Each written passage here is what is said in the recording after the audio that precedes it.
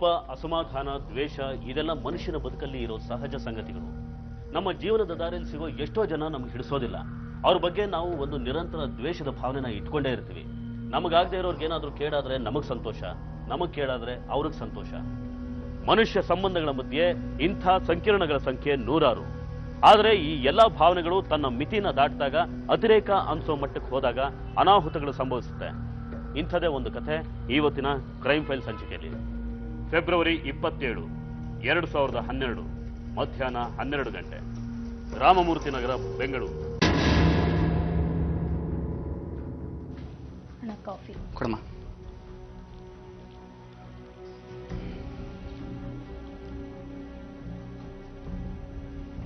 ಆ ಸೈಟ್ ಬಗ್ಗೆ ವಿಚಾರಿಸಿದೀಯಣ್ಣ? ನೀನು ಆ ಸೈಟ್ ಬಗ್ಗೆ ಆಸೆ ಬಿಟ್ಬಿಡಮ್ಮ. ಹೇಗಣ್ಣ ಬಿಡಕ್ಕಾಗುತ್ತೆ? ನನ್ ಗಂಡ ದುಡ್ದು ಕಷ್ಟಪಟ್ಟ ಹಣ ಹಾಕಿಲ್ವಾ ಅಲ್ಲಿ? ಹೇಗ್ ಬಿಡಕ್ಕಾಗುತ್ತೆ? ಆ ಸೈಟ್ ಸಿಗದೆ ಹೋದ್ರೆ ನನ್ನ ಮಕ್ಳದ್ ಭವಿಷ್ಯದ ಗತಿ ಏನು?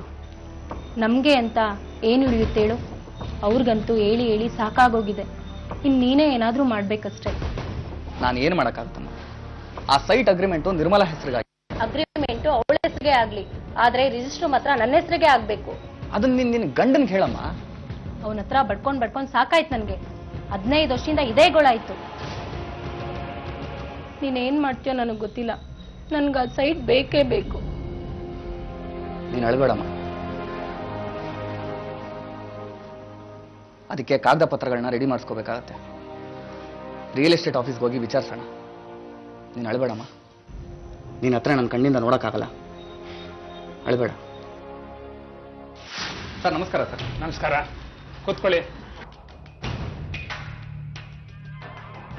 ಏನು ವಿಷಯ? ಸರ್, ಈ ನಂಬರ್ ಸೈಟು ಯಾರ ಹೆಸರಲ್ಲಿದೆ ಅಂತ ಸ್ವಲ್ಪ ನೋಡಿ ಹೇಳಿ ಸರ್. ಇದಾ ನಿರ್ಮಲಾ ಅವನವರ ಹೆಸರಲ್ಲಿ ಅಗ್ರಿಮೆಂಟ್ ಆಗಿದೆ. ಇನ್ನೇನು ಸದ್ಯದಲ್ಲಿ ರಿಜಿಸ್ಟ್ರೇಷನ್ ಆಗುತ್ತೆ. ಏನು? ಆ ಸೈಟು ನಮಗ್ ಸೇರಿದ್ದು, ಅದ್ಯಾಕೆ ಅವ್ರ ಹೆಸರಲ್ಲಿ ಅಗ್ರಿಮೆಂಟ್ ಆಗ್ಬಿಡುತ್ತೆ? ನೀನು ಸ್ವಲ್ಪ ಸುಮ್ಮನೆ ಇರ್ತೀಯಾ? ನೀವು ಹೇಳಿ ಸರ್. ನೋಡಿಮ್ಮ, ಇದೆಲ್ಲ ನಮಗೆ ಗೊತ್ತಿಲ್ಲ. ಪೇಪರ್ಸ್ ಎಲ್ಲ ಕರೆಕ್ಟ್ ಆಗಿದೆ. ಅವರು ಸೈಟ್ ಕೊಂಡ್ಕೊಂಡಿದ್ದಾರೆ ಅಷ್ಟೇ. ನಾನೇ ಕೊಡ್ಸಿದ್ದು, ಅಗ್ರಿಮೆಂಟು ಆಗಿದೆ, ಹಣನೂ ಕೊಟ್ಟಾಗಿದೆ. ಅಲ್ಲ, ನಿಮ್ಗೆ ಅದೇ ಸೈಟ್ ಯಾಕೆ ಬೇಕಾಗಿತ್ತು? ನಾನು ಬೇರೆ ಕಡೆ ಒಳ್ಳೆ ಸೈಟ್ ಕೊಡಿಸ್ತೀನಿ ಬಿಡಿ. ನೋಡಿ, ಒಳ್ಳೆ ಕಡೆ ಸೈಟ್ ಕೊಡಿಸ್ತೀನಿ. 5 ವರ್ಷ ಹೋದ್ರೆ ಕೋಟಿ ಕೋಟಿ ಬಾಳತ್ತೆ. ಈ ಸೈಟ್ ಮೇಲೆ ತಕರಾರಿದೆ, ಪಕ್ಕದ ಸೈಟು ಮತ್ತು ಇವ್ರಿಗೂ. ಈ ಸೈಟ್ ರಿಜಿಸ್ಟರ್ ಮಾಡಿಸ್ಕೊಳಕ್ ಅವರೇ ಹಿಂದೆ ಮುಂದೆ ನೋಡ್ತಾರೆ. ನೀವ್ ಯಾಕ್ರಿ ಇಷ್ಟೊಂದು ಇಂಟ್ರೆಸ್ಟ್ ತೋರಿಸ್ತಾ ಇದ್ದೀರಾ? ಹೌದಾ ಸರ್? ಆ ಸೈಟ್ ಮೇಲೆ ತಕರಾರು ಇದೆಯಾ? ಹ್ಞೂ ರೀ. ಗೀತಾ, ನೀನ್ ನಡಿಯಮ್ಮ, ನಾನು ಮಾತಾಡ್ಕೊಂಡ್ ಬರ್ತೀನಿ. ಅಲ್ಲ ಅಣ್ಣ, ಅದು ನಮ್ ದುಡ್ಡು. ನೀನ್ ನಡಿ ಅಂತ ಹೇಳದ್ನಲ್ಲ. ಇಲ್ಲಿ ನಿರ್ಮಲಾ ಅನ್ನೋರ್ ಮನೆ ಇದೆ ತಾನೆ? ಇದೆ, ಆದ್ರೆ ನೀವ್ಯಾರು ಗೊತ್ತಾಗ್ಲಿಲ್ಲ. ಮೇಡಮ್, ನನ್ನ ಹೆಸರು ಸೋಮಣ್ಣ ಅಂತ. ಅದೇ ನೀವು ಸೈಟ್ ಒಳಗೆ ಕೊಟ್ಟಿದ್ದೀರಲ್ಲ ಮೇಡಮ್, ಆ ಪಕ್ಕದ ಸೈಟು ಓನರ್ ನಾನೇ ಮೇಡಮ್. ಸರಿ, ಒಳಗ್ ಬನ್ನಿ.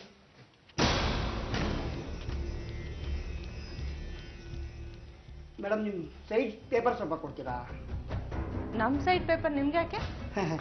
ನೀವು ಸೈಟ್ ಪೇಪರ್ ಕೊಟ್ಟರು ಕೊಡದೇ ಇದ್ರು ಅದ್ರಲ್ಲಿ ಏನಿದೆ ಅಂತ ಚೆನ್ನಾಗಿ ನನಗೆ ಗೊತ್ತು ಮೇಡಮ್. ನಿಮ್ಮ ಸೈಟ್ ಅಳತೆ 60-40 ತಾನೇ? ಹೌದು. ಅಷ್ಟಕ್ಕೆ ಆಗಿದೆಯಾ ಅಗ್ರಿಮೆಂಟು? ಹೌದು, ನಾವು ಅಷ್ಟಕ್ಕೆ ದುಡ್ಡು ಕೊಟ್ಟಿದ್ದೀವಿ, ಅಗ್ರಿಮೆಂಟು ಆಗಿದೆ. ಆ ಸೈಟ್ ಅಳತೆನ 50-40 ಅಂತ ತಿದ್ಕೊಳ್ಳಿ. ಯಾಕೆ ಅಂದ್ರೆ ಅಲ್ಲಿ 10 ಅಡಿ ಜಾಗನ ನನಗೆ ರಿಜಿಸ್ಟ್ರೇಷನ್ ಆಗಿದೆ. ಅದ್ ಹೇಗ್ರೆ ಆಗುತ್ತೆ? ಇಡೀ ಲೇಔಟ್ ಪ್ಲಾನ್ ಇರೋದು 60-40ಗೆ. ಅದೇಗ್ ನಿಮಗೆ ಮಾತ್ರ 10 ಅಡಿ ಜಾಗ ಜಾಸ್ತಿ ಆಗುತ್ತೆ? ಅದೆಲ್ಲ ನಿಮಗೆ ಬೇಕಾಗಿಲ್ಲ ಮೇಡಮ್. ಮೈನ್ ರೋಡ್ ಪಕ್ಕ ಇತ್ತು, ಅಂಗಡಿ ಕಟ್ಟಕ್ಕಾಗತ್ತೆ ಅಂತೇಳಿ 10 ಅಡಿ ಜಾಗ ನಾನು ಕೊಂಡ್ಕೊಂಡಿದ್ದೀನಿ. ನೀವು 60-40 ದುಡ್ಡು ಕೊಟ್ಟು 50-40 ತಗೊಂಡು ಮೋಸ ಹೋಗ್ತೀರಾ ಅಂತೇಳಿ ಹೇಳಕ್ ಬಂದೆ. ನಾವೇನ್ ಮೋಸ ಹೋಗಲ್ಲ. 60-40ನೇ ರಿಜಿಸ್ಟರ್ ಮಾಡಿಸ್ಕೊಳ್ತೀವಿ, ಅಲ್ಲೇ ಮನೇನೂ ಕಟ್ತೀವಿ. ಹಾಗಾದ್ರೆ ಕೋರ್ಟ್ ಕಲಿಯೋಕೆ ರೆಡಿ ಆಗಿದೆ. ತಕರಾರು ಅರ್ಜಿ ಹಾಕ್ತೀನಿ. ಕೋರ್ಟಲ್ಲಿ ಇದೆ ಅಂದ್ರೆ ಆ ಸೈಟ್ ಯಾರೂ ತಗೊಳ್ಳಲ್ಲ. ನಾನು 10 ಅಡಿ ಜಾಗಕ್ಕೆ ದುಡ್ಡು ಕೊಟ್ಟಾಗಿದೆ, ಪೇಪರ್ಸು ಪಕ್ಕ ಇದೆ. ನಾನು ಹೇಳೋದು ಹೇಳಿದ್ದೀನಿ, ಅಷ್ಟಕ್ಕೂ ನೀವು ಮಾಡೋದು ಮಾಡ್ತೀನಿ ಅಂದ್ರೆ ನಿಮ್ಮ ಮನೆ ಬರ. ನಾನು ಕೇಸ್ ಹಾಕಿದ್ಮೇಲೆ ದುಡ್ಡು ಕಳ್ಕೋತೀರಾ. ಅದಾಗಬಾರ್ದು ಅಂದ್ರೆ ಈಗಲೇ ಎಚ್ಚೆತ್ಕೊಳ್ಳಿ, ಯೋಚನೆ ಮಾಡಿ. ಬರ್ತೀನಿ.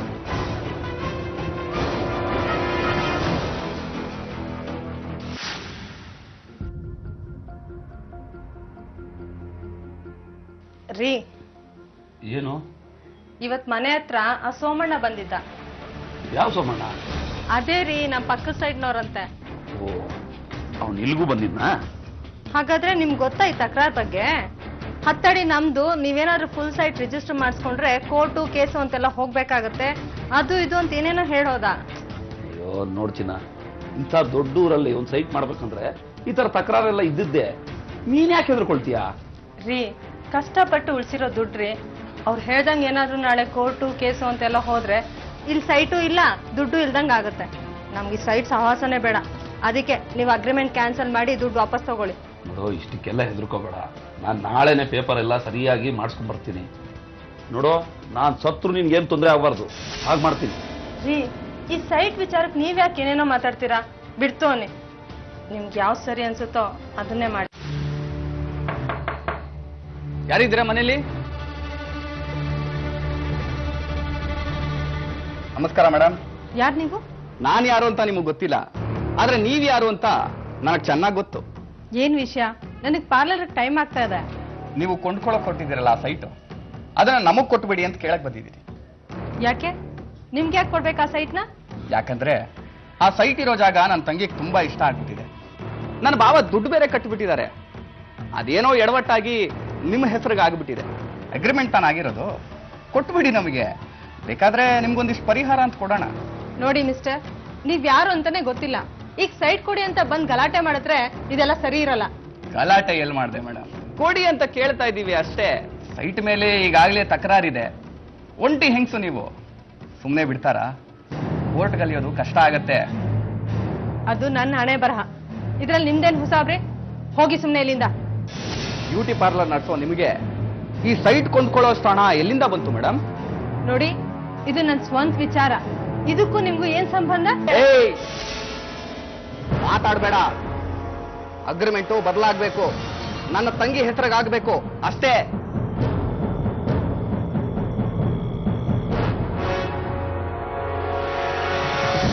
ಈ ಜಾಗದ ಸಹವಾಸನೆ ಬೇಡ, ಬಿಟ್ಬಿಡೋಣ ಅಂತ ನಿರ್ಮಲಾ ಎಷ್ಟೋ ಸಲ ಹೇಳ್ತಾಳೆ. ಇದರಿಂದ ತನಗೆ ಬೇರೆ ಏನಾದರೂ ಆಪತ್ತಾಗ್ಬೋದು ಅನ್ನೋದು ಅವಳ ಊಹೆ ಮತ್ತು ಭಯ. ಅವಳ ಊಹೆ ಕೊನೆಗೂ ಸುಳ್ಳಾಗೋದಿಲ್ಲ. ಆವತ್ತು ಫೆಬ್ರವರಿ 1, 2012. ಫೆಬ್ರವರಿ 1, 2012.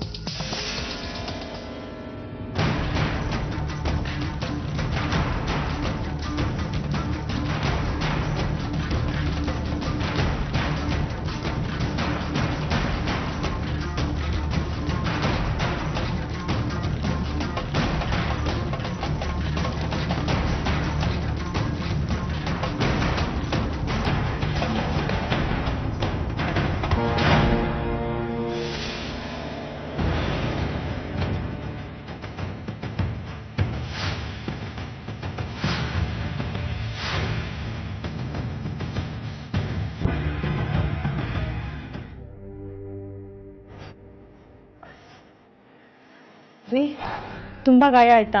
ಇಲ್ಲ, ಸ್ವಲ್ಪ ಉರಿತಾ ಇದೆ ಅಷ್ಟೇ. ಒಂದ್ ನಿಮಿಷ ಬಂದೇ ಇರಿ.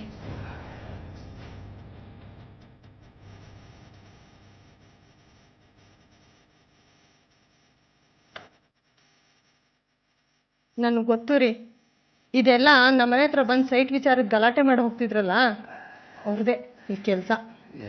ನೀನ್ ಯಾವ್ದಕ್ಕೋ ಯಾವ್ದನ್ನ ಕಲ್ಪಿಸ್ಬೇಡ. ನಿಮಗೆ ಗೊತ್ತಿಲ್ಲ ರೀ, ಸೈಟ್ ವಿಚಾರವಾಗಿ ಕಾಲ್ ಕರ್ಕೊಂಡು ಜಗಳ ಆಡಕ್ಕೆ ಬಂದವರೆಲ್ಲ ನೀವು ಸೈಟ್ ತಂಟೆಗೆ ಬಂದರೆ ನಿಮ್ಗೆ ಹಾಗೆ ಮಾಡ್ಬಿಡ್ತೀವಿ ಹೀಗೆ ಮಾಡ್ಬಿಡ್ತೀವಿ ಅಂತ ಹೇಳೋದವರೇನೆ. ಈ ಸೈಟ್ ತಂಟೆನೇ ಬೇಡ ಅಂತ ನಿಂಗೆ ಹೇಳಿದ್ರೆ ನೀವು ನನ್ನ ಮಾತು ಕೇಳಲ್ಲ. ಅಯ್ಯೋ ಹುಚ್ಚಿ, ನಗ್ಬೇಡಿ ನೀವು, ನನಗೆ ಭಯ ಆಗ್ತಾ ಇದೆ. ನಿಜ ಹೇಳ್ಬೇಕಂದ್ರೆ ಈ ಸೈಟ್ಗಿಂತ ನನಗೆ ನೀವು ಮುಖ್ಯ. ನಮ್ಗೆ ಈ ಸೈಟ್ ಬೇಡ ರೀ. ನೋಡು, ಇನ್ 3 ದಿನದಲ್ಲಿ ರಿಜಿಸ್ಟ್ರೇಷನ್ ಮಾಡಿಸ್ತೀನಿ, ಆಯ್ತಾ? ನೀನು ಸುಮ್ಮನೆ ಇದ್ಬಿಡು.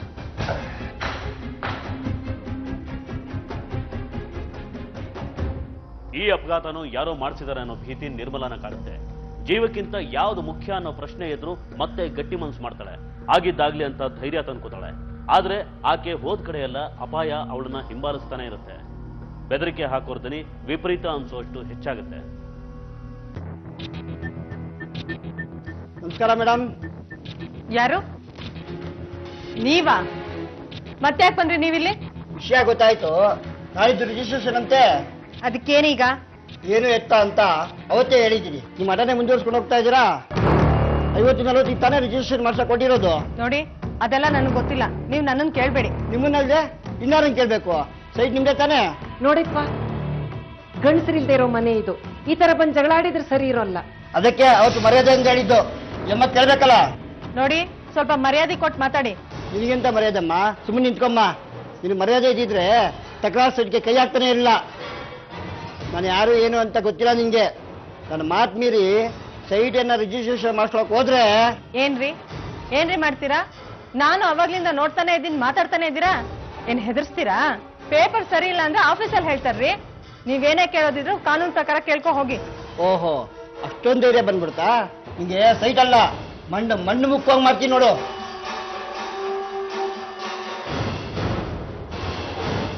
ಬೆಂಗಳೂರಿನ KR ಪುರಂನ ಅಭಿಮನ್ಯು ಸರ್ಕಲ್ ಹತ್ರ ಇದ್ದ ಒಂದು ಸೈಟ್ ಸುತ್ತ ಈ 3 ಕುಟುಂಬಗಳು ಸುತ್ತ ತೊಡಗುತ್ತೆ. ದಿನ ಬೆಳಗಾದ್ರೆ ಈ ವಿಚಾರವಾಗಿ 3 ಕಡೆ ಚರ್ಚೆ, ವಾದಗಳು ನಡೀತಾನೆ ಇರುತ್ತೆ. ನಾವು ಬಿಟ್ಟರು ನಮ್ಮನ್ನ ಬಿಡದ ಮಣ್ಣು ಅನ್ನೋ ಮಾಯೆ ಎಲ್ರನ್ನೂ ಹೊಕ್ಕಿದೆ. ಅದರ ಪರಿಣಾಮ, ಅಮ್ಮ ನಾನು ತರಕಾರಿ ತಗೊಂಡ್ ಬರ್ತೀನಿ. ಯಾಕೆ ಪಾರ್ಲರ್ಗೆ ಹೋಗಲ್ವಾ? ಇಲ್ಲ ಅಮ್ಮ, ನನ್ಗೆ ಬೇರೆ ಕೆಲಸ ಇದೆ. ಫೋಟೋ ತೆಗಿಸ್ಬೇಕು. ಯಾಕೆ ಫೋಟೋ ಯಾಕೆ? ಎಲ್ಲದಕ್ಕೂ ಪ್ರಶ್ನೆ ಕೇಳಬೇಡ. ನಾನು ಹೋಗ್ತಾ ಇದ್ದೀನಿ, ನೀನ್ ಬಾಗ್ಲು ಹಾಕೋ. ನಾ ಸ್ನಾನಕ್ಕೆ ಹೋಗ್ತಾ ಇದ್ದೀನಿ. ಹೋಗ್ತಾ ನೀನ್ ಹೊರಗಡೆ ಬಾಗ್ಲಾಕೊಂಡು ಹೋಗು.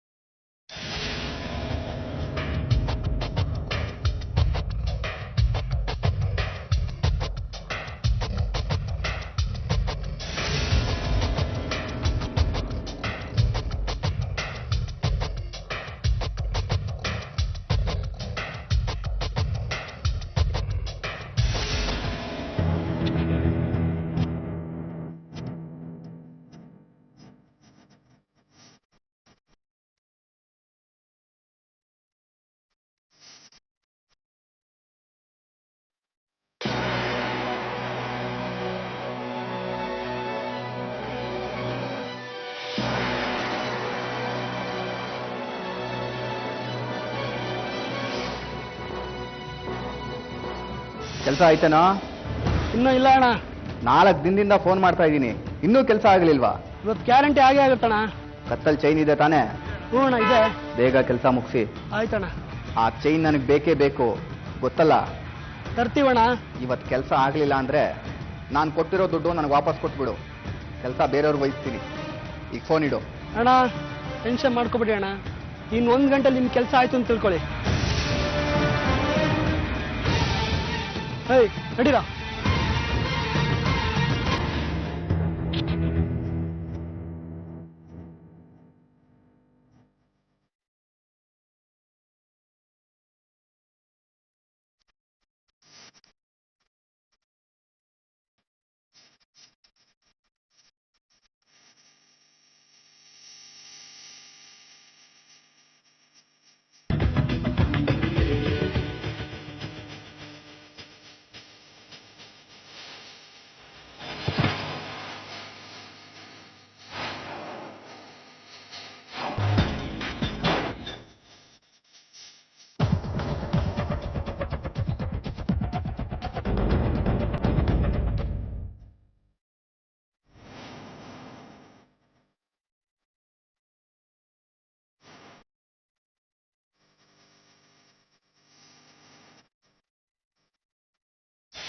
ಯಾರು ನೀವು?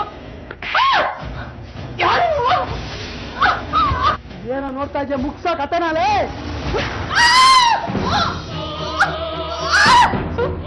ಯಾರು ನೀವು? ಯಾರದು? ಸ್ನಾನ ಮಾಡ್ತಾ ಇದ್ದಲ್ಲ.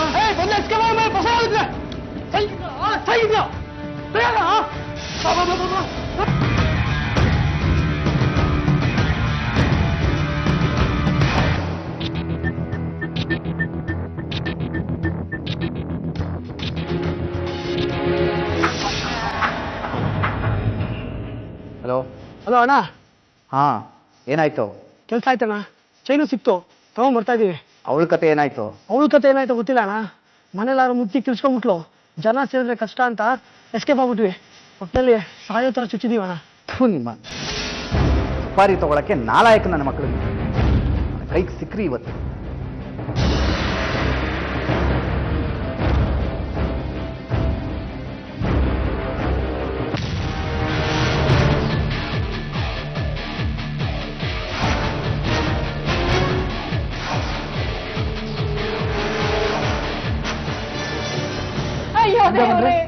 ಯಾಕಪ್ಪ ನನ್ ಮಗಳಿಗೆ ಈಗ ಅಯ್ಯೋ ಸಮಾಧಾನ ಮಾಡ್ಕೊಳ್ಳಿ ಅಮ್ಮ, ಸಮಾಧಾನ ಮಾಡ್ಕೊಳ್ಳಿ. ಏನಾಗ್ಬೇಕು ನಿಮ್ಗೆ ಇವರು? ನನ್ ಮಗಳು ಸರ್ ಇವಳು. ನಾನು ಸ್ನಾನಕ್ಕೆ ಹೋಗಿದ್ದೆ, ಇವಳು ತರಕಾರಿಗಂತ ಹೊರಗೋದವಳು. ಬರ್ತಾನೆ ಅದ್ಯಾರೋ 3 ಜನ ರೌಡಿಗಳು ಬಂದು ಇವಳನ್ನು ಹೊಡೆದು ಈಗ ತಂದ್ರು ಸರ್. ಯಾರು ನಿಮಗೆ ಗೊತ್ತಿರೋರಾ? ಅವ್ರು ಯಾರಂತಾನೆ ಗೊತ್ತಿಲ್ಲ ಸರ್ ನನಗೆ. ಈವರೆಗೆ ಅವ್ರನ್ನ ನೋಡಿಯೂ ಇಲ್ಲ ಸರ್. ನಾನು ಬ್ರಚಲ್ ಮನೇನ್ ಕಿರ್ಸ್ಕೊಳತ್ಲೆ ಅವಳು ಕತ್ತಿಂದ ಚೈನ್ ಹೇಳ್ಕೊಂಡು ಪರಾರಿ ಆದ್ರು ಸರ್ ಅವಳು. ನಾನ್ ಬಂದು ನೋಡುವಷ್ಟರಲ್ಲಿ ನನ್ನ ಮಗಳ ಜೀವವೇ ಹೋಗಿತ್ತು ಸರ್. ಹಗಲಲ್ಲೇ ದರೋಡೆ ಶುರು ಆಗೋಯ್ತಲ್ಲ ಇಂಥ ಏರಿಯಾದಲ್ಲಿ. ನೋಡಿ ಅಮ್ಮ, ನೀವೊಂದು ಕಂಪ್ಲೇಂಟ್ ಕೊಡಿ, ನಾವ್ ಯಾರು ಅಂತ ಕಂಡುಹಿಡಿತೀವಿ. ಪೋಸ್ಟ್ ಮಾರ್ಟಮ್ ಮಾಡಿದ್ಮೇಲೆ ಬಾಡಿನ ಹ್ಯಾಂಡ್ ಓವರ್ ಮಾಡ್ತೀವಿ ಮೇಡಮ್. ಪೋಸ್ಟ್ ಮಾರ್ಟಮ್ ಕಳ್ಸೋಕೆ ವ್ಯವಸ್ಥೆ ಮಾಡ್ರಿ. ಹಾಡು ಹಗಲೇ ಮನೆಗೆ ನುಗ್ಗಿ ಕುತ್ತಿಗೆಯಲ್ಲಿದ್ದ ಚೈನ್ನ ಅಪಹರಿಸಿ ಪರಾರಿಯಾಗಿದ್ದಾರೆ ಅಂದ್ರೆ ಇದೊಂದು ಒಂಟಿ ಮಹಿಳೆ ಮನೆಯಲ್ಲಿದ್ದಾಳೆ ಅನ್ನೋದನ್ನ ಗಮನಿಸಿ ಚಿನ್ನನ ಅಪಹರಿಸೋ ಯತ್ನ, ದೋಚೋ ಯತ್ನ, ಇದೊಂದು ದರೋಡೆ ಪ್ರಕರಣ ಅನ್ನೋದು ಪೊಲೀಸರ ಆವತ್ತಿನ ಲೆಕ್ಕಾಚಾರ. ಇಲ್ಲಿ ಮೇಲ್ನೋಟಕ್ಕೆ ಎಲ್ಲ ಕಂಡಿದ್ದು ಹಾಗೆ, ಆದರೆ ಇದು ಅಷ್ಟೊಂದು ಸುಲಭದ ಪ್ರಕರಣ ಆಗಿರಲಿಲ್ಲ. ನಿರ್ಮಲಾ ಕೊಲೆ ಆಗಿದ್ದು ಬರೀ ಚಿನ್ನಕ್ಕೋಸ್ಕರ ಅಲ್ಲ, ಆಕೆ ಕೊಲೆ ಹಿಂದೆ ಇದ್ದಿದ್ದು 15 ವರ್ಷಗಳ ನಿರಂತರ ದ್ವೇಷ ಮತ್ತು ಸೇಡು. ಮುಂದಿನ ಚುನಾವಣೆಯಲ್ಲಿ ಜನರೇ ಅವರಿಗೆ ತಕ್ಕ ಪಾಠ ಕಲಿಸುತ್ತಾರೆಂದು ಅವರು ಪ್ರತಿಕ್ರಿಯಿಸಿದ್ದಾರೆ. ರಾಮಮೂರ್ತಿ ನಗರದಲ್ಲಿ ಹಾಡು ಹಗಲೇ ಮಹಿಳೆಯೋರ್ವರನ್ನು ಕೊಲೆ ಮಾಡಿ 3 ವ್ಯಕ್ತಿಗಳು ಪರಾರಿಯಾಗಿರುವ ಘಟನೆ ನಡೆದಿದೆ. ನಿರ್ಮಲಾ ಎಂಬುವವರೇ ಮೃತ ಮಹಿಳೆಯಾಗಿದ್ದು, ಈಕೆ ಬಡಾವಣೆಯೊಂದರಲ್ಲಿ ಸೈಟ್ ಖರೀದಿಗಾಗಿ ಹಣ ಪಾವತಿಸಿದ್ದು, ಈ ಕೊಲೆಯ ಹಿಂದೆ ಭೂ ಮಾಫಿಯಾದ ಕೈವಾಡವಿದೆ ಎಂಬ ಶಂಕೆ ವ್ಯಕ್ತವಾಗಿದೆ.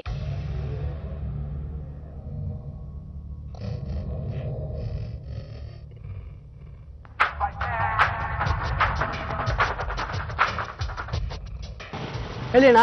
ಶಂಕರ, ಕೆಲಸ ಆಗಿದೆ ಬಿಡ. ನಿಮ್ಗೆ ಹೆಂಗ್ ಗೊತ್ತಾಯ್ತಣ್ಣ? ಟಿವಿಲಿ ನ್ಯೂಸ್ ಬರ್ತಾ ಇದೆ ಕಣೋ, ಅವಳು ಸತ್ತೋಗಿರೋದ್ರ ಬಗ್ಗೆ. ಅಣ್ಣ ಅಮೌಂಟು ಸೆಟ್ಲ್ ಮಾಡೋಣ ಬಾರೋ, ಸಿಗು ನಾಳೆ. ಹಾ ಆಯ್ತಣ್ಣ.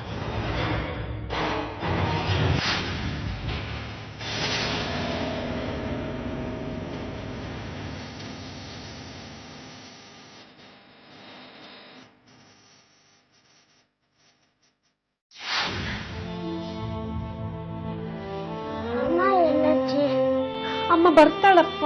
ಪಾರ್ನಲ್ಗೆ ಹೋಗೈತಾ ಅಜ್ಜಿ? ಹೌದು. ಇವತ್ತು ರಾತ್ರಿನೂ ಅಲ್ಲೇ ಇರ್ತಾ? ಅಮ್ಮ ಇವತ್ತು ರಾತ್ರಿನೂ ಬಂದಿಲ್ಲ ಅಂದ್ರೆ ನಾನು ಮಲ್ಕೊಳ್ಳೋದಿಲ್ಲ, ಹೋಮ್ವರ್ಕ್ ಮಾಡೋದಿಲ್ಲ. ಅಯ್ಯೋ ಮಗ. ಯಾಕಜ್ಜಿ ಅಳ್ತಿದ್ಯಾ? ನಂಗೆ ಅಮ್ಮ ಬೇಕು, ನಂಗೆ ಅಮ್ಮ ಬೇಕು. ಅಯ್ಯೋ ಮಗ.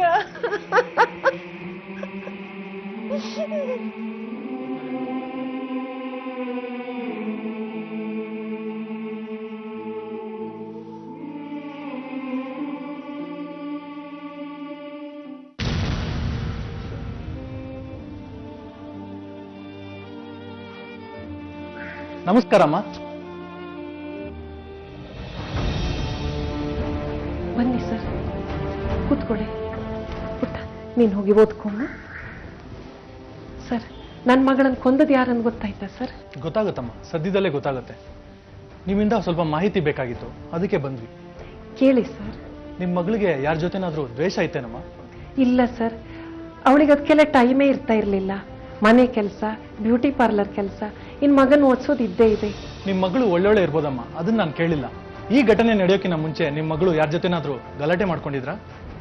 ಇಲ್ಲ ಸರ್. ಸರಿಯಾಗಿ ನೆನಪಿಸ್ಕೊಳ್ಳಿ, ನೀವು ಕೊಡೋ ಮಾಹಿತಿ ತುಂಬಾ ಮುಖ್ಯ ಆಗುತ್ತೆ ನಮಗೆ. ಕೊಲೆಗಾರರನ್ನ ಹಿಡಿಯೋಕೆ ತುಂಬಾ ಹೆಲ್ಪ್ ಆಗುತ್ತೆ ಮೇಡಮ್. ಹಾ ಹೌದು ಸರ್, ಅವತ್ತೊಬ್ಬ ಬಂದಿದ್ದ ಸೈಟ್ ವಿಚಾರ ಜಗಳಾಡೋಕೆ. ಯಾರದು? ಸೋಮಣ್ಣ ಅಂತ ಅವನ ಹೆಸರು ಸರ್. ನನ್ನ ಮಗಳೊಂದು ಸೈಟ್ ತಗೊಳಕ್ ಹೊರಟಿದ್ಲು ಸರ್. ಅದನ್ನ ಯಾವ ಕಾರಣಕ್ಕೂ ತಗೊಳ್ಬಾರ್ದಂತ ತುಂಬಾ ಜೋರಾಗಿ ಜಗಳ ಮಾಡಿದ ಸರ್ ಅವನು. ಯಾಕಂತೆ? ಏನ್ ವ್ಯಾಜ್ಯ? ಅದೇನು ನಂಗೆ ಗೊತ್ತಿಲ್ಲ ಸರ್. ಜಗಳಾಡುವಾಗ ತುಂಬಾ ಕೆಟ್ಟದಾಗಿ ಮಾತಾಡ್ತಾ ಇದ್ದ ಸರ್ ಅವನು. ನನ್ನ ಮಗಳನ್ನ ತುಂಬಾ ಹೆದರಿಸಿಬಿಟ್ಟ ಸರ್ ಅವನು. ಅಲ್ಲಿಗೆ ಎಲ್ಲ ಮುಗಿದು ಹೋಗಿತ್ತು. ಆದರೆ ಪೊಲೀಸರ ಕೈಲಿರೋ ಫೈಲ್ಗೆ ಮತ್ತೆ ಜೀವ ಬಂದಿತ್ತು. ದರೋಡೆ ಪ್ರಕರಣ ಅಂತ ಮುಚ್ಚಿ ಹೋಗಿದ್ದ ಈ ಪ್ರಕರಣ ಮತ್ತೆ ರಿಓಪನ್ ಆಯ್ತು. ಅಲ್ಲಿಂದ ಶುರು ಆಯ್ತು ನೋಡಿ ಪೊಲೀಸರು ಹುಡುಕಾಟ. ಸರ್, ಹೇಳಿ. ಆ ರಾಮಮೂರ್ತಿ ನಗರದ ಹೆಂಗಸಿನ ಮರ್ಡರ್ ಕೇಸ್ ಇತ್ತಲ್ಲ ಸರ್? ಆ ದರೋಡೆ ಕೇಸ್ ತಾನೆ? ಅದೇ ಸರ್, ಆದ್ರೆ ದರೋಡೆ ಅಲ್ಲ ಸರ್, ಕೊಲೆ ಅನ್ನೋ ಅನುಮಾನ ಬಂದಿದೆ ಸರ್. ಹೌದಾ? ಹೌದು ಸರ್. ಈ ಡೀಟೇಲ್ಸ್ ನೋಡಿ. ಕೊಲೆ ಆಗಿರೋ ಹೆಂಗಸು ನಿರ್ಮಲದು ಒಂದು ಸೈಟ್ ಇತ್ತು ಸರ್, ಅಭಿಮನ್ಯು ಲೇಔಟ್ ನಲ್ಲಿ. ಆ ವಿಚಾರವಾಗಿ ಒಂದು ವ್ಯಾಜ್ಯ ಇತ್ತು ಸರ್. ಅದಕ್ಕೂ ಈ ಕೊಲೆಗೂ ಸಂಬಂಧ ಇರೋ ತುಂಬಾ ಚಾನ್ಸಸ್ ಇದೆ ಸರ್. ನಿಮ್ಮ ಇನ್ವೆಸ್ಟಿಗೇಷನ್ ಮುಂದುವರಿಸಿ. ಯಾರ ಜೊತೆ ಲಿಟಿಗೇಷನ್ ಇತ್ತೋ ಅವ್ರ ವಿಚಾರಣೆ ಮೊದಲು ಮಾಡಿ. ಸರಿ ಸರ್. ಶರ್ಟ್ ಹಾಕೊಂಡು ನಮ್ ಜೊತೆ ಬನ್ನಿ. ಇಲ್ಲಿಗೆ ಸರ್? ನಿಮ್ ಮಾವನ್ ಮನೆಗೆ. ಯಾಕೆ ಸರ್, ಏನಾಯ್ತು ಸರ್? ಏನಾಯ್ತು ಹೇಗಾಯ್ತು ಅಂತ ನೀವೇ ಹೇಳ್ಬೇಕು. ನಿರ್ಮಲಾ ಕೊಲೆ ಮಾಡಿಸಿದ್ದು ನೀವೇ ಅಂತ ಬಲವಾದ ಅನುಮಾನ ಬಂದಿದೆ ನಮ್ಗೆ. ನಡೀರಿ ಸ್ಟೇಷನ್ಗೆ. ಏನ್ರಿ ಇದೆಲ್ಲ? ಯಾರ್ಯಾರ್ದೋ ಮಾತು ಕೇಳ್ಕೊಂಡು ಆ ಎಮ್ನ ಹತ್ರ ಜಗಳ ಮಾಡ್ಕೊಂಡ್ರಲ್ಲ, ಈಗ ನೀವೇ ಅನ್ಭವಿಸೋದಾಯ್ತು ನೋಡಿ. ಯಾರ್ಯಾರ್ದು ಮಾತು ಕೇಳ್ಕೊಂಡು ಜಗಳನ? ಏನ್ರಿ ಅದು ವಿಚಾರ? ಸರ್, ಯಾರ್ದೋ ಫ್ಯಾಮಿಲಿ ಇಶ್ಯೂ, ಸ್ವಲ್ಪ ಸಹಾಯ ಮಾಡಿ ಅಂತ ಕೇಳ್ಕೊಂಡ್ರು. ನಾನು ನಿರ್ಮಲಾ ಮನೆಗೆ ಹೋಗಿ ಸೈಟ್ ವಿಚಾರ ನೆಪದಲ್ಲಿ ಸ್ವಲ್ಪ ಗಲಾಟೆ ಮಾಡಿದ ನಿಜ ಸರ್. ಆದರೆ ಅವೆಲ್ಲ ಈಗಾಗುತ್ತೆ ಅಂತ ಗೊತ್ತಿರಲಿಲ್ಲ ಸರ್. ಗಲಾಟೆ ಮಾಡಿ ಅಂತ ನಿಮ್ಗೆ ಹೇಳ್ಕೊಟ್ರ? ಯಾರದು? ಏನ್ ವಿಷಯ? ನಿರ್ಮಲಾಗೂ ಅವ್ರಿಗೂ ಏನ್ ದ್ವೇಷ?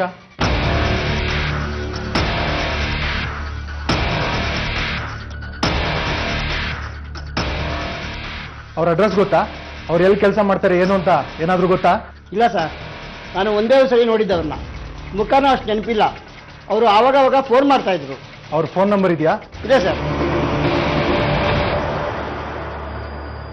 ಹೀಗೆ ಮಾತಿನ ಮಧ್ಯೆ ಭಯಕ್ಕೆ ಸೋಮಣ್ಣನ ಹೆಂಡತಿ ಬಾಯ್ಬಿಟ್ಟಿದ್ದೆ ಪೊಲೀಸರಿಗೆ ಸಿಕ್ಕ ಹೊಸ ದಾರಿ. ಆ ದಾರಿ ಹಿಡಿದು ಹೊರಟಾಗ ಸಿಕ್ಕವನು ಅದೇ ಅನಿಲ್. ನಿರ್ಮಲಾ ನಿನಗೆ ಗೊತ್ತಿಲ್ಲ ಅಲ್ವಾ? ಮತ್ ಯಾಕೆ ಆ ನಿರ್ಮಲನ್ ಜೊತೆ ಜಗಳ ಆಡೋಕ್ ಜನರನ್ನ ಕಳ್ಸಿದೀನಿ ನೀನು? ಸರ್ ಅದು ನನಗೆಲ್ಲ ಗೊತ್ತು. ನಿಮ್ಮ ತಂದೆ ಮೊದಲನೇ ಹೆಂಡತಿ ಮಕ್ಕಳು ಆಸ್ತಿ ಬೇಕು ಅಂತ ಕೇಳಿದಾಗ ಅವ್ರ ಜೊತೆ ಜಗಳ ಮಾಡಿ ಪೊಲೀಸ್ ಸ್ಟೇಷನ್ ಮೆತ್ಲಾಡ್ತಿದ್ದೀನಿ ನೀನು.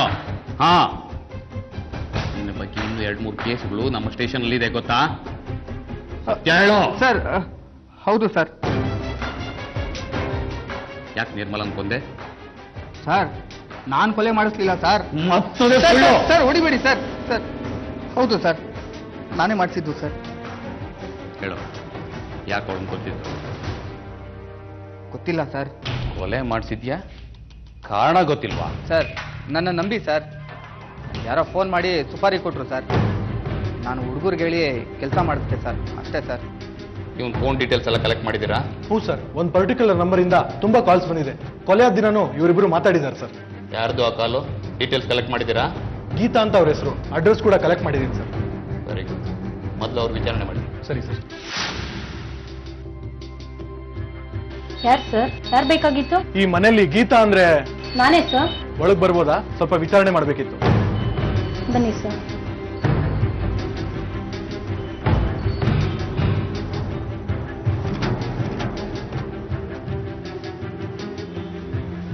ಏನ್ ಸರ್ ವಿಷಯ? ಅನಿಲ್ ಅನ್ನೋ ವ್ಯಕ್ತಿ ಗೊತ್ತಾ ನಿಮ್ಗೆ? ಗೊತ್ತು ಸರ್, ಅವ್ನು ನಮ್ಮ ಅಣ್ಣ. ಒಂದು ಕೊಲೆ ಕೇಸಲ್ಲಿ ಸಿಕ್ಬಿಟ್ಟಿದ್ದಾನೆ. ಅಯ್ಯೋ ದೇವ್ರೆ. ಯಾರೋ ಸುಪಾರಿ ಕೊಟ್ಟಿದ್ದಾರೆ ಅವನು ಕೊಲೆ ಮಾಡಕ್ಕೆ. ಕೇಳಿದ್ರೆ ಗೊತ್ತಿಲ್ಲ, ಫೋನಲ್ಲಿ ಹೇಳಿದ್ರು ಅಂತಾರೆ. ಆದ್ರೆ ಅವ್ನ ಫೋನ್ ಡೀಟೇಲ್ಸ್ ಚೆಕ್ ಮಾಡಿದ್ರೆ ನೀವೇ ಜಾಸ್ತಿ ಕಾಲ್ ಮಾಡಿದ್ದೀರಾ. ಅವ್ನು ನಮ್ಮ ಅಣ್ಣ ಸರ್. ದಿನಕ್ಕೆ 20 ಸಲ ಫೋನ್ ಮಾಡಿ ಮಾತಾಡ್ತಾನೆ ಇರ್ತೀನಿ. ಆ ಕೊಲೆಗೂ ನನಗೂ ಯಾವ ಸಂಬಂಧನೂ ಇಲ್ಲ ಸರ್. ಸಂಬಂಧ ಇಲ್ಲ ಅಂದ್ರೆ ಕೊಲೆಯ ದಿನ ಆ ಸಮಯದಲ್ಲಿ ಅವನ ಜೊತೆ ಏನಕ್ಕೆ ಮಾತಾಡಿದ್ದೀರಾ? ಅವನು ಎಲ್ಲಿ ಏನ್ ಮಾಡ್ತಿದ್ದಾನೆ ಅಂತ ನನ್ಗೆ ಗೊತ್ತಾಗ್ಬೇಕು ಸರ್. ಅವತ್ತಿನ ದಿವಸನೂ ನಾನು ಮಾಮೂಲಾಗಿ ಫೋನ್ ಮಾಡಿದ್ದೀನಿ ಅಷ್ಟೇ. ಹಾಗಾದ್ರೆ ನಿರ್ಮಲಾ ಕೊಲೆಗೂ ನಿಮ್ಗೂ ಏನು ಸಂಬಂಧ ಇಲ್ಲ ಅಂತೀರಾ? ಇಲ್ಲ ಸರ್, ನನ್ಗೆ ಯಾವ ನಿರ್ಮಲನೂ ನನಗೆ ಗೊತ್ತಿಲ್ಲ. ಸರಿ, ಹಾಗಾದ್ರೆ ನಾವು ಬರ್ತೀವಿ.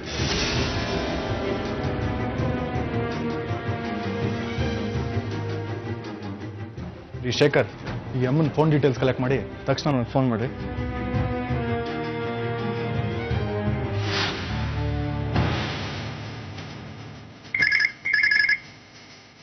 ಹಲೋ ಸರ್, ಫೋನ್ ಡೀಟೇಲ್ಸ್ ಸಿಕ್ಕಿದೆ ಸರ್. ಹೌದಾ? ಏನು ಹೇಳುತ್ತೆ ಡೀಟೇಲ್ಸ್? ನಮ್ಮ ಅನುಮಾನ ನಿಜ ಆಗಿದೆ. ಸರಿ, ಹಾಗಾದ್ರೆ ಕರ್ಕೊಂಬನ್ನಿ. Okay sir.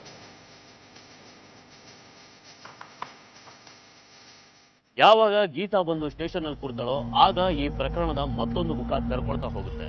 ಈ ಕೊಲೆ ಹಿಂದಿನ ನಿಜವಾದ ಕಾರಣ ಏನು ಅನ್ನೋದು ಪೊಲೀಸರಿಗೆ ಗೊತ್ತಾಗೋದು ಆಗಲೇ.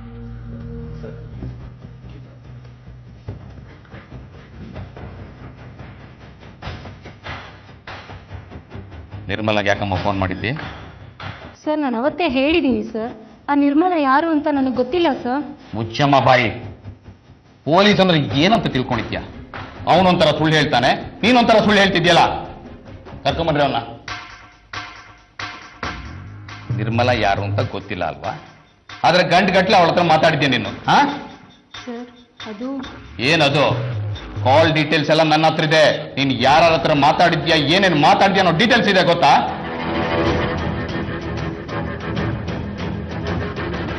ಅಣ್ಣ ಏನಣ್ಣ ಇದು?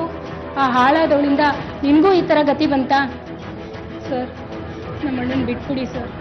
ನಮ್ಮ ಅಣ್ಣಂದು ಏನೂ ತಪ್ಪಿಲ್ಲ ಸರ್. ಅವಳು ಸತ್ಲಲ್ಲ ಅಷ್ಟು ಸಾಕು ಸರ್ ನನಗೆ. ನಾನು ಜೈಲಿಗೆ ಹೋದ್ರೂ ಪರವಾಗಿಲ್ಲ ಸರ್. ಇದರಲ್ಲಿ ನಮ್ಮ ಅಣ್ಣಂದೇನೂ ತಪ್ಪಿಲ್ಲ ಸರ್. ಅವನ್ನ ಬಿಟ್ಬಿಡಿ ಸರ್. ಅದೇನ್ ನಡೀತು ಅಂತ ಸರಿಯಾಗಿ ಹೇಳಮ್ಮ. ಸರ್ ಆ ನಿರ್ಮಲಾ ನನ್ನ ಸೌತಿ ಸರ್. ಸುಮಾರು 15 ವರ್ಷದಿಂದ ನನ್ನ ಗಂಡ ಅವಳನ್ನ ಇಟ್ಕೊಂಡಿದ್ದ ಸರ್. ಈ ವಿಷಯಕ್ಕೋಸ್ಕರನೇ ನನಗೂ ಅವ್ರಿಗೂ ತುಂಬ ಜಗಳ ಆಗ್ತಾ ಇತ್ತು ಸರ್. ಇಷ್ಟು ದಿನ ಜನ ಎಲ್ಲ ಹೇಳ್ತಾ ಇದ್ರು, ಆದರೆ ನಾನು ನಂಬಿರ್ಲಿಲ್ಲ. ಆದರೆ ನಾನೇ ಇವತ್ತು ನನ್ನ ಕಣ್ಣಾರ ನೋಡಿದೆ ನೀವು ಅವಳ ಜೊತೆ ಇದ್ದಿದ್ದನ್ನ. ನೀನ್ ನೋಡಿದ್ದೆಲ್ಲ ನಿಜ ಆಗಿರ್ಬೇಕು ಅಂತ ಏನಿಲ್ವಲ್ಲ. ಅಂದ್ರೆ ನೀವ್ ಹೇಳೋದನ್ನ ನಾನು ನಂಬೇಕು ಅಂತೀರಾ? ನಿನ್ ನಂಬಿಸಿ ನನಗೇನು ಆಗ್ಬೇಕಾಗಿಲ್ಲ. ನನ್ನನ್ನು ಕಟ್ಕೊಂಡು ನಿಮ್ಗೆ ಏನಾಗ್ಬೇಕಿದೆ ಹೇಳಿ? ಇದಾಳಲ್ಲ ನನ್ನ ಸೌತಿ, ನನ್ನ ಮನೆ ಹಾಳು ಮಾಡೋದಿಕ್ಕೆ. ಎಂತ ಹೆಂಗ್ಸವಳು, ಇನ್ನೊಬ್ರು ಗಂಡನ ಬುಟ್ಟಿಗೆ ಹಾಕೊಂಡಿದ್ದಾಳಲ್ಲ, ಮರ್ಯಾದೆ ಅನ್ನೋದಿದ್ಯಾ ಅವಳಿಗೆ? ಏಯ್, ಅವಳ ಬಗ್ಗೆ ಅಷ್ಟೊಂದು ಹಗುರವಾಗಿ ಮಾತಾಡೋಣ ನೀನು. ಮಾತಾಡ್ತೀನಿ, ಮಾತಾಡದೆ ಇರೋದಿಕ್ಕೆ ಅವಳೇನ್ ದೊಡ್ಡ ಗರ್ತಿ ಅಲ್ಲ. ಅವಳು ನಿಂತರ ಹೆಂಗ್ಸು, ತಿಳ್ಕೊ. ಹೆಂಗ್ಸ ಅವಳು, ನನ್ನ ಸಂಸಾರನ ನುಂಗಕ್ ಬಂದಿರೋ ರಾಕ್ಷಸಿ. ಸಾಕು, ಜಾಸ್ತಿ ಮಾತಾಡಬೇಡ. ಹೊಟ್ಟೆ ಉರಿತಾ ಇದೆ ನನ್ಗೆ. ಅಪ್ಪ ಅಮ್ಮ ಅಂತ ಇದಿರಿದ್ರೆ ನಿಮ್ಗೂ ಒಂದ್ ಭಯ ಇರ್ತಾ ಇತ್ತು. ಆದ್ರೆ ಯಾಕ್ರಿ ನನ್ನ ಮದ್ವೆ ಆದ್ರಿ? ಯಾವ ಸುಖಕ್ಕೋಸ್ಕರ ಮದ್ವೆ ಆದ್ರಿ? ಹೋಗಿ ಅವಳ ಜೊತೆನೆ. ಏಯ್, ವಿಷಯ ಗೊತ್ತಿಲ್ಲದೆ ಏನೇನೋ ಮಾತಾಡಬೇಡ. ನೀವು ಅವಳು ಮೂರು ಬಿಟ್ಟವರು ಅಂತ ನನಗೆ ಚೆನ್ನಾಗಿ ಗೊತ್ತು. ನೆಮ್ಮದಿ ಅನ್ನೋದೇ ಇರೋದಿಲ್ಲ. ಹೋಗಿ ನಿಮ್ ನೆಮ್ಮದಿ ಎಲ್ಲಿದೆ ಅಂತ ನನಗೆ ಚೆನ್ನಾಗಿ ಗೊತ್ತು. ವಾರದಲ್ಲಿ 2-3 ದಿನ ಜಗಳ ಆಗ್ತಾನೆ ಇತ್ತು ಸರ್. ಸರ್, ಇವಳು ನಮ್ಮ ಮಾವನ ಮಗಳು ಸರ್. ನಮ್ಮನೆಯಲ್ಲೇ ಬೆಳೆದವಳು, ನನ್ನ ತಂಗಿ ಇದ್ದ ಹಾಗೆ ಸರ್. ಅವಳ ಕಷ್ಟ ಸುಖನೆಲ್ಲ ನನ್ನ ಹತ್ರ ಹೇಳ್ಕೊತಾ ಇದ್ಲು ಸರ್. ದುಡ್ಡು ಕಾಸು ಕೊಡ್ತಾ ಇದ್ರು ಸರ್. ಅದು ಹೋಗ್ಲಿ ಅಂತ ಸುಮ್ಮನೆ ಇದ್ರೆ ಒಂದು ಸೈಟ್ ಕೊಡ್ಸೋದಿಕ್ಕೂ ಓಡಾಡ್ತಾ ಇದ್ರು.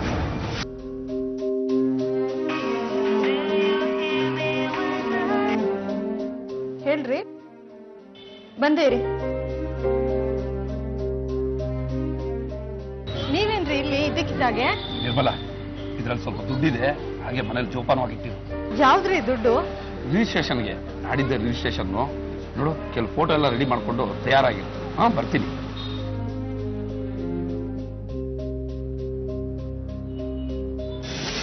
ನಾನು ಹೇಳಿದ ಕೆಲಸ ಏನ್ ಮಾಡಿದ್ರಿ ಮೇಡಮ್? ನೀವಾ? ಹಾ, ನಾನೇ. ದುಡ್ಡು ಬಂತು ಅನ್ಸುತ್ತೆ. ಯಾಕ್ರಿ ನಮ್ ಪ್ರಾಣ ಹಿಂಗ್ ತಿಂತೀರಾ? ಏನೋ ನಾವು ದುಡ್ದಿರೋ ದುಡ್ಡಲ್ಲಿ ಒಂದ್ ಸೈಟ್ ಮಾಡ್ಕೊಳ್ಳೋಣ ಅಂದ್ರೆ ಇಷ್ಟೊಂದು ತೊಂದ್ರೆನಾ? ಏನೋ ನಿನ್ನ ದುಡ್ಡ? ನಮ್ ಬಾವೊಂದು ದುಡ್ಡು. ಹಾಗಾದ್ರೆ ಹೋಗಿ ಅವ್ರನ್ನೇ ಕೇಳಿ, ನನ್ನನ್ನೇನ್ ಕೇಳ್ತೀರಾ? ನಿನಗೆ ಕೊಬ್ಬು ಜಾಸ್ತಿ ಆಯ್ತು. ಇಳಿಸ್ತೀನಿ, ನೋಡ್ತಾ ಇರು. ಒಟ್ನಲ್ಲಿ ಈ ಕೊಲೆಗೆ ಕಾರಣ ಸವತಿ ಮತ್ಸರ. ಆಕೆನೇ ಹೇಳೋ ಹಾಗೆ ಇದು 15 ವರ್ಷಗಳ ಹಳೆಯ ಸಂಬಂಧ. ಅಷ್ಟು ವರ್ಷಗಳಿಂದ ಸುಮ್ಮನಿದ್ದ ಈ ದ್ವೇಷದ ಜ್ವಾಲೆ ಈಗ ನಿರ್ಮಲಾನ ಕೊಂದಿದ್ಯಾಕೆ? ಗೀತಾಗೆ ಈ ಸಂಬಂಧನ ಸಹಿಸ್ಕೊಳ್ಳೋಕಾಗ್ತಿರ್ಲಿಲ್ಲ. ಜೊತೆ ನಿರ್ಮಲಾಗೆ ದೊಡ್ಡ ಮೊತ್ತದ ಹಣ ಕೊಡೋಕೆ ಶುರು ಮಾಡಿದ್ದು, ಆಕೆಗೆ ಅಂತ ಒಂದು ಸೈಟ್ ಕೊಡಿಸೋದಕ್ಕೆ ಹೊರಟಿದ್ದು ಗೀತಾನ ಕೆರಳಿಸಿತ್ತು. ನನ್ನ ಗಂಡ ದುಡ್ದಿರೋ ಹಣದಲ್ಲಿ ಅವಳು ಯಾವಳಿಗೋ ಸೈಟ್ ಕೊಡಿಸ್ತಾ ಇರೋದು ನನ್ಗೆ ಸಹಿಸಕ್ಕಾಗ್ತಾ ಇರಲಿಲ್ಲ ಸರ್. ಅದು ಹೇಗಾದ್ರೂ ಮಾಡಿ ನನ್ನ ಹೆಸ್ರಿಗೆ ಮಾಡಿಸ್ಕೊಳ್ಳೋ ಆಸೆ. ಅದಕ್ಕೆ ನಮ್ಮ ಅಣ್ಣನ ಬರಕ್ಕೆ ಕೇಳಿದೆ ಸರ್. ರಿಯಲ್ ಎಸ್ಟೇಟ್ ಆಫೀಸ್ನಲ್ಲಿ ಆ ಸೈಟ್ ವಿಚಾರವಾಗಿ ತಕರಾರು ಇರೋದು ಗೊತ್ತಾಯ್ತು ಸರ್. ಅದಕ್ಕೆ ಸೋಮಣ್ಣವ್ರ ಮನೆಗೆ ಹೋಗ್ತೀವಿ ಸರ್. ಸರ್ ನಮಸ್ಕಾರ ಸರ್. ನಮಸ್ಕಾರ. ತಾವು ಯಾರು ಅಂತ ಗೊತ್ತಾಗಿಲ್ಲ. ನಾವು ಯಾರು ಅಂತ ನಿಮ್ಗೆ ಗೊತ್ತಿಲ್ಲ ಸರ್, ಆದ್ರೆ ನೀವ್ ಯಾರು ಅಂತ ನಮಗೆ ಚೆನ್ನಾಗಿ ಗೊತ್ತು ಸರ್. ಬನ್ನಿ ಕೂತ್ಕೊಳ್ಳಿ. ಬಾಮ್ಮ. ಸರ್, ನನ್ನ ಹೆಸರು ಅನಿಲ್ ಅಂತ. ಈಕೆ ನನ್ನ ತಂಗಿ ಸರ್. ನಿಮ್ಮಿಂದ ಒಂದು ಉಪಕಾರ ಆಗ್ಬೇಕಾಗಿತ್ತು, ಅದಕ್ಕೆ ಬಂದ್ವಿ ಸರ್. ಏನು ವಿಷಯ ಹೇಳಿ ಸರ್? ನಿಮ್ಮ ಸೈಟ್ ಪಕ್ಕದಲ್ಲಿ ಇನ್ನೊಂದು ಸೈಟ್ ಇದೆಯಲ್ಲ ಸರ್? ಅದೇ ಸರ್, ಆ ನಿರ್ಮಲಾ ಅನ್ನೋರ ಹೆಸರಿಗೆ ಆಗ್ತಿದೆಯಲ್ಲ, ಆ ಸೈಟ್ ಏನೋ ತಕರಾರಲ್ಲಿದೆ ಅಂತ ಕೇಳಿದೆ. ಹೌದಾ ಸರ್? ಹೌದ್ರಿ. ಅಮ್ಮ ಎಷ್ಟು ಹೇಳಿದ್ರು ಕೇಳ್ತಾ ಇಲ್ಲ. ಆ ಅಮ್ಮನ ಜೊತೆ ಒಬ್ಬ ರಮೇಶ ಅಂತಿದಲ್ಲ, ಅವನು ಭಾಳ ಎಗರಾಡ್ತಾನ್ರಿ. ನೋಡಿ ಸರ್, ಆ ನಿರ್ಮಲಾಯಿಂದ ನಮಗೂ ಕಷ್ಟ, ನಿಮಗೂ ಕಷ್ಟ ಆಗ್ತಿದೆ ಸರ್. ಆ ಸೈಟು ನ್ಯಾಯವಾಗಿ ನನ್ನ ತಂಗಿಗೆ ಸೇರ್ಬೇಕು ಸರ್. ಆದ್ರೆ ಆ ರಮೇಶ ಇದಾನಲ್ಲ ಸರ್, ಅದೇ ಸರ್ ಆ ನಿರ್ಮಲಾಯಿಂದ ಓಡಾಡ್ತಿದ್ದಾನಲ್ಲ, ಅವನು ಇವಳು ಗಂಡ ಸರ್. 15 ವರ್ಷದಿಂದ ಅವರಿಬ್ರಿಗೂ ಸಂಬಂಧ ಇದೆ ಸರ್. ನನ್ನ ತಂಗಿಗಳನ್ನ ಕೇಳೋರೇ ಇಲ್ಲ ಸರ್. ಈಗ ನೋಡಿದ್ರೆ ಅವಳಿಗೆ ಸೈಟ್ ಕೊಡಿಸ್ತೀನಿ ಅಂತ ಬೇರೆ ಓಡಾಡ್ತಿದ್ದಾನೆ. ಅದು ಆಗ್ಬಿಟ್ರೆ ದುಡ್ದಿದ್ದ ದುಡ್ಡನ್ನೆಲ್ಲ ಅವಳಿಗೆ ಸುರಿದು ನನ್ನ ತಂಗಿನ ದಾರಿಲಿ ನಿಲ್ಲಿಸ್ಬಿಡ್ತಾನೆ ಸರ್. ಓಹೋ, ಈಗ ವಿಷಯ. ನನ್ನ ಫ್ರೆಂಡ್ ತಂಗಿಗೂ ಇದೇ ಥರ ಆಗಿತ್ತು ರೀ. ಹೆಣ್ಮಕ್ಳು ಕಷ್ಟಪಡಬಾರ್ದು. ಹೆಣ್ಮಕ್ಳ ಬಗ್ಗೆ ಅವ್ರಿಗೆ ಭಾಳ ಗೌರವ ಇದೆ ಸರ್. ನನ್ನನ್ನು ನಿಮ್ಮ ತಂಗಿ ಅಂತ ತಿಳ್ಕೊಂಡು ದಯವಿಟ್ಟು ನಮ್ಗೆ ಸಹಾಯ ಮಾಡಿ ಸರ್. ಸರಿ, ನನ್ನಿಂದ ಏನಾಗಬೇಕು ಹೇಳಿ. ಆ ಸೈಟಿನ ತಕರಾರು ಇದೆಯಲ್ಲ ಸರ್, ಅದನ್ನ ಇನ್ನೊಂದು ಸ್ವಲ್ಪ ಜಾಸ್ತಿ ಮಾಡಬೇಕು ಸರ್. ಅವ್ರು ಈ ಸೈಟ್ ತಗೊಳಕ್ಕೆ ಆಗ್ಬಾರ್ದು, ಅವ್ರು ವಾಪಸ್ ಹೋಗುವಾಗ ಮಾಡಬೇಕು ಸರ್. ಆಮೇಲೆ ಈ ಸೈಟ್ನ ನನ್ನ ತಂಗಿ ಹೆಸರು ಮಾಡಿಸ್ಬೋದು ಸರ್. ನಮ್ಮ ತಕರಾರು ಏನಿದೆಯೋ ಅದನ್ನ ನಾವೇ ಕೂತು ಬಗೆಹರಿಸ್ಕೊಳ್ಳೋಣ ಸರ್. ಆಯಿತು, ಆ ವಿಚಾರ ಆಮೇಲೆ ಮಾತಾಡೋಣ. ಒಂದು ಹೆಣ್ಮಗಳ ವಿಷಯ ಅಂತ ಹೇಳ್ತಾ ಇದ್ದೀರಾ, ನಾಳೆನೇ ನಿರ್ಮಲಾ ಮನೆಗೆ ಹೋಗಿ ನಾನು ಹೋಗಿ ಮಾತಾಡ್ತೀನಿ. ಸರಿ ಸರ್. ಅವರು ಹೋಗಿ ಗಲಾಟೆ ಮಾಡಿ ಬಂದರು ಸರ್. ಈ ಮಧ್ಯೆ ನಾನು ಹೋಗಿ ಅವಳನ್ನ ಬೆದರಿಸೋ ಕೆಲಸನೂ ಮಾಡಿದೆ ಸರ್.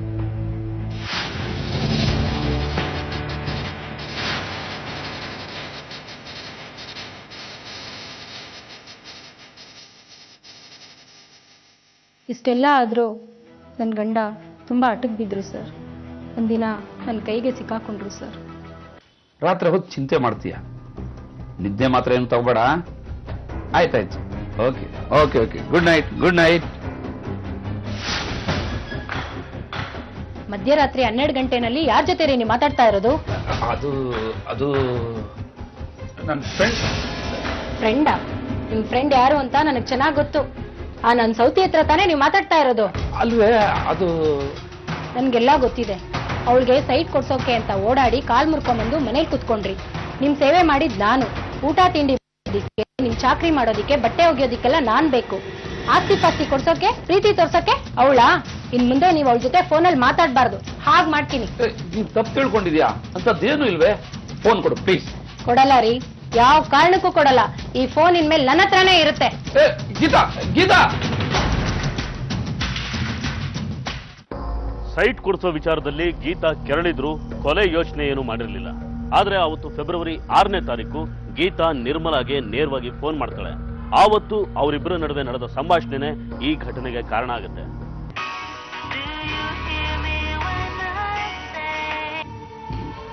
ಹಲೋ, ಹೇಳ್ರಿ. ಏನ್ ಹೇಳ್ಬೇಕೆ? ಯಾರೇ ನೀವು? ರಾಂಗ್ ನಂಬರ್ ಅನ್ಸುತ್ತೆ.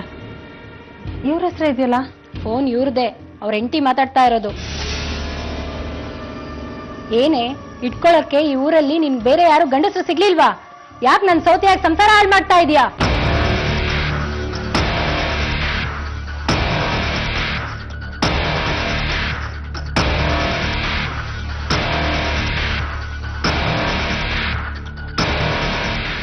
ನೋಡಿ, ಆಗ್ಲಿಂದ ನಾನು ಕೇಳ್ತಾನೆ ಇದ್ದೀನಿ, ಮರ್ಯಾದೆಯಾಗಿ ಫೋನ್ ಇಡಿ, ಇಲ್ಲ ಅಂದ್ರೆ ಮಾತಾಡಕ್ ನನಗೂ ಬರುತ್ತೆ. ಏನೇ ಮಾತಾಡ್ತೀಯ ನೀನು? ಇಟ್ಕೊಂಡಿರೋಳು ನಿನ್ಗೆ ಇಷ್ಟು ಕೊಬ್ಬಿರ್ಬೇಕಾದ್ರೆ 10 ಜನದ ಎದುರುಗಡೆ ತಾಳಿ ಕಟ್ಟಿಸ್ಕೊಂಡಿರೋಳು ನಾನು. ನನ್ಗೆ ಎಷ್ಟಿರ್ಬೇಕು? ಯಾಕೆ ಹಾಗೆ ಬಡ್ಕೋತೀರಾ? ನನ್ಗೂ ಅವರೇ ತಾಳಿ ಕಟ್ಟಿರೋದು, ತಿಳ್ಕೊಳ್ಳಿ. ದಿನ ಅವ್ರ ಹೆಸರೇಳೆ ಕುಂಕುಮ ಇಡೋದು. ನಿಮ್ಗೆ ಎಷ್ಟು ಹಕ್ಕಿದೆಯೋ ಅವ್ರ ಮೇಲೆ, ನನ್ಗೂ ಅಷ್ಟೇ ಹಕ್ಕಿದೆ. ನಿಮ್ಗೆ ಹೇಗೆ ತಾಳಿ ಕಟ್ಟಿದಾರೋ ನನ್ಗೂ ಹಾಗೆ ತಾಳಿ ಕಟ್ಟಿದ್ದಾರೆ. ಏನು, ನಿನ್ಗೂ ಅವ್ರು ತಾಳಿ ಕಟ್ಟಿದಾರ? ಗಂಡನ ಅವ್ರು ನಿನ್ಗೆ? ಬಿಡಲ್ಲ ಕಣೆ, ನಿನ್ ಕುತ್ತಿಗೆಯಿಂದ ತಾಳಿ ಕೀಳೋವರೆಗೂ ನಾನು ಸುಮ್ಮನೆ ಬಿಡಲ್ಲ.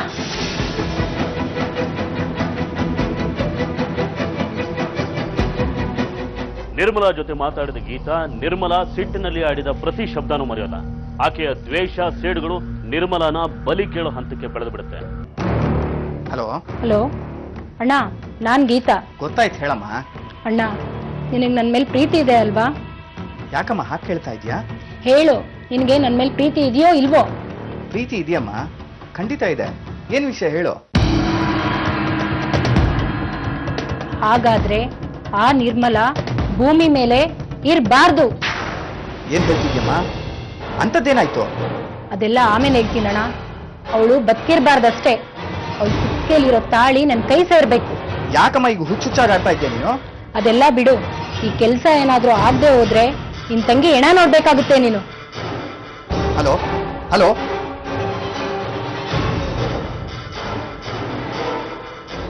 ಅನಿಲ್ ರೌಡಿ ಹಿನ್ನೆಲೆ ಇದ್ದವನು.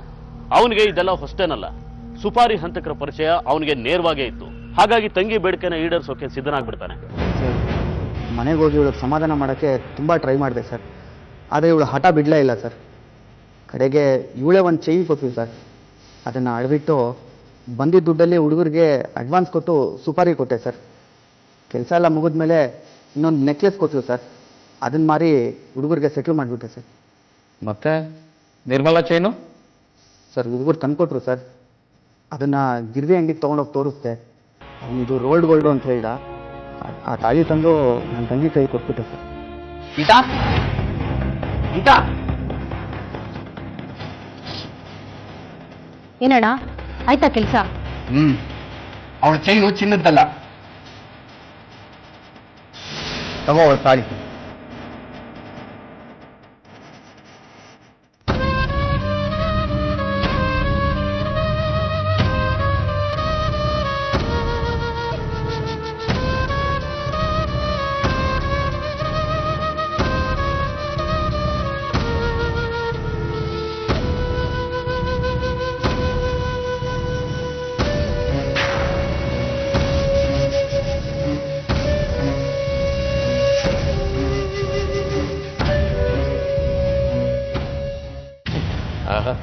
ಒಳ್ಳೆ ಸಿನಿಮಾ ತರ ಇದೆ ನಿಮ್ ಕತೆ. ಆ ಅಮ್ಮ ಮೇಲ್ ಹೋದ್ ಅವಳನ್ನ ಮೇಲ್ ಕಳ್ಸಿದ ತಪ್ಪಿಗೆ ನೀವಿಬ್ರು ಒಳಗೋಗ್ಬೇಕು. ಅದಕ್ಕೋಗ್ರಿ ಇಬ್ರು.